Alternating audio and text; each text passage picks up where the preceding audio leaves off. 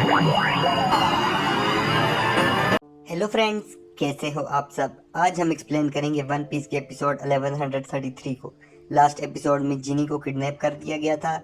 वो वापस आती है लेकिन कुमा के आने से पहले ही मर जाती है। उसकी बेटी बोनी को कुमा पालता है और उसके इलाज के लिए रेवोल्यूशनरी आर्मी को भी छोड़ देता है। वीडियो को आगे देखने से पहले चैनल को सब्सक्राइब जरूर करें। एपिसोड के स्टार्ट में किंग बेकोरी साउथ साइड को जला देता है। अब वहाँ कुमा लोगों को बचा रहा होता है। लोग बहुत परेशान होते हैं और कुमा जख्मी होने के बावजूद उनकी मदद करता है। किंग बेकोरी अपने साथ वालों से कहता है, गरीबों को खत्म करने से हमारी वैल्यू बढ़ेगी।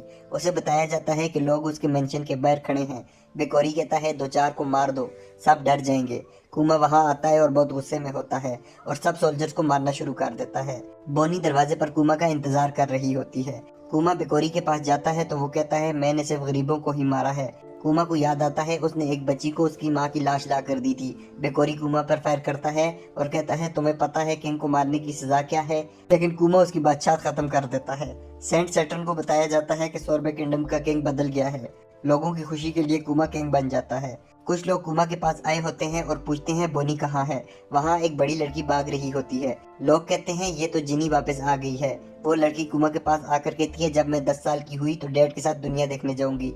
वो शीशा देखती है तो चीख मारती है और वापस छोटी हो जाती है। वो बोनी ही थी। कुमा भी परेशानी से गिर जाता है। एक आदमी कहता है ये एज डेविल फ्रूट है, लेकिन बोनी ने ये कब खाया।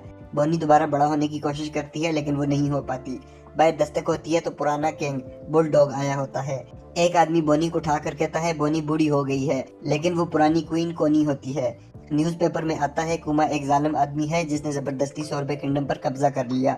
बुलडॉग कहता है, मैंने सुना है वर्ल्ड गवर्नमेंट की शिप भी आ रही है।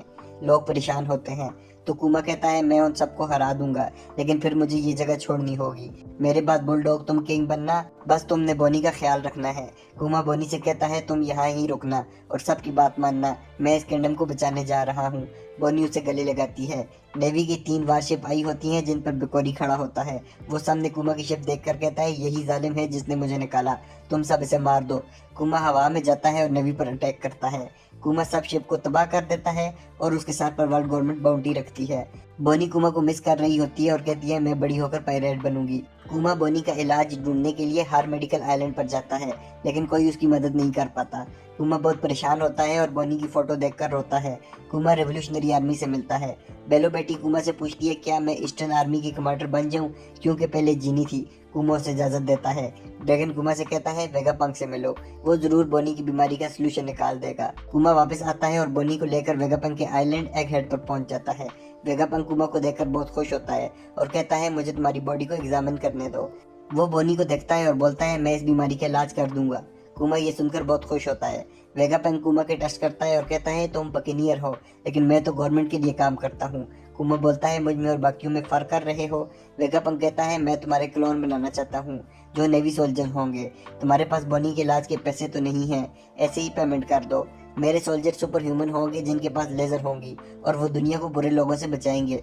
वेगापंक कहता है, ड्रैगन ये सुनकर खुश नहीं होगा। कुमा बोलता है, बोनी को बचाने के लिए मैं डेविल भी बन सकता हूँ। वेगापंक कहता है, तुम डेविल नहीं सेंट हो। कुमा हंसकर कहता है, मैं एक पाशिफिस्ता हूँ जिसे अमन चाहिए।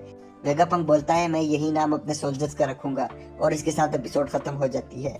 आपको ये एपिसोड कैसी लगी हमें कमेंट करके जरूर बताएं। Thanks for watching, please subscribe.